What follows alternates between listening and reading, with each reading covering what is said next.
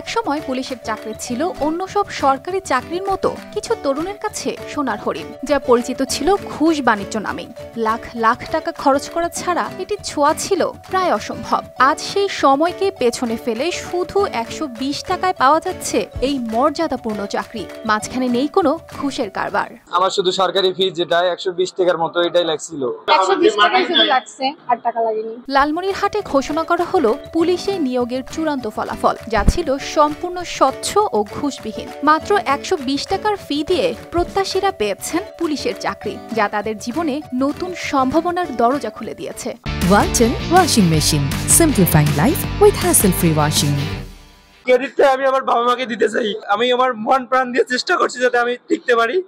আল্লাহর ইচ্ছা আমি টিকে গেছি। আল্লাহর কাছে লাখো কোটি শুকরিয়া। লালমনিরহাটে প্রাথমিক ধাপ পেরিয়ে ২৪১ জন লিখিত পরীক্ষায় অংশ নিয়েছিলেন। তাদের মধ্য থেকে ৩৫ জন নির্বাচিত হন মৌখিক পরীক্ষার জন্য। এরপর মেধা ও যোগ্যতার ভিত্তিতে সেরা ১৭ জনই পেয়েছেন ট্রেইনি রিক্রুট কনস্টেবল পদে নিয়োগের সুযোগ। ভাই হচ্ছে পুলিশে টিকলো কনস্টেবলে। বাবা থাকলে অনেক খুশি হইতো, আমার বাবা নাই। ৬ মাস আগে আমার বাবা মারা গেছেন।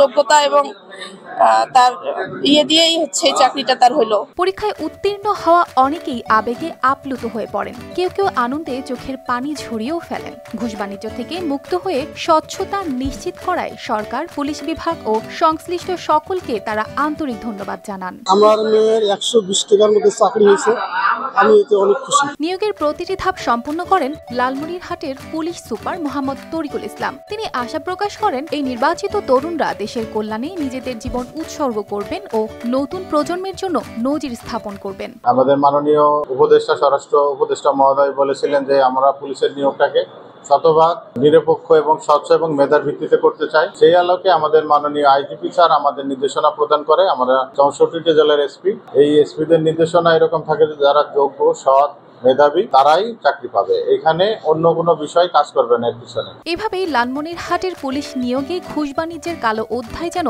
শেষ হয়ে যাচ্ছে। একদল মেধাবী ও নিষ্ঠাবান প্রার্থীর হাত ধরে বদলে যাচ্ছে দেশের পুলিশ বাহিনীর ভবিষ্যৎ। News desk, RTV।